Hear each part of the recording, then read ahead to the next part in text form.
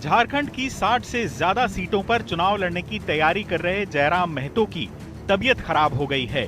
चुनाव से काफी पहले जयराम झारखंड के अलग अलग इलाकों में लगातार जनसभाएं कर रहे हैं।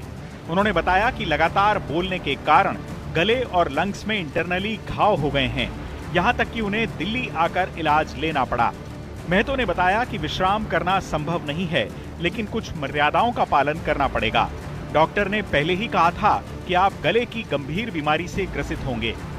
फिलहाल दिल्ली में गए थे तो कुछ समस्याएं आई, जिसमें लंग्स और थ्रोट में इंटरनली मतलब अंदर साइड से छोटे छोटे घाव, मतलब इन्फेक्शन कह सकते हैं। मैंने थोड़ा भी मामूली घाव का रूप लिया है, ये सारे रिपोर्ट्स हैं।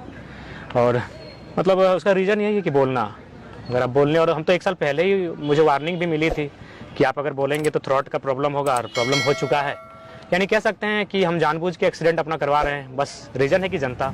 महतो ने कहा कि अगले 10 दिन तक वो तेज आवाज में नहीं बोल पाएंगे। उन्होंने कहा कि जनता ने मुझे चंदा देकर चुनाव लड़वाया है, लिहाजा मेरा जीवन व्यक्तिगत नहीं रहा। महतो ने पार्टी पदाधिकारियों से पैसे लेने के आरोपों पर भी सफाई दी।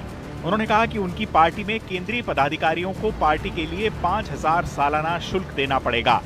जिला स्तर पर 3,000 और प्रखंड और पंचायत स्तर पर 2,000 वार्षिक देने होंगे।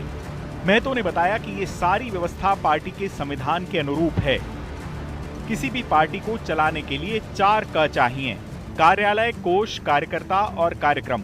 बिना कोष के कोई पार्टी नहीं चलती। महतो ने बताया कि जब से उनकी पार्टी का रजिस्ट्रेशन हुआ है, उनके खिलाफ साजिशें की जा रही हैं।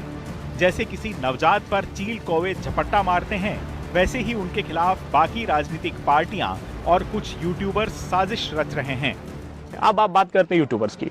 आए थे हमारे पास, उनका सीधा आरोप था कि ढुलू साहब 1 करोड़ लिए हैं, हमको 10 लाख चाहिए। हमने कहा भाई ये मिथ्या, छोड़िए, हमारे का अभिनेता का नाम है, उनका भाई साहब देवानंद भाई साहब हैं, एक सिने स्टार अशोक कुमार भाई साहब, इस तरह करके कुछ नाम है उन लोग का।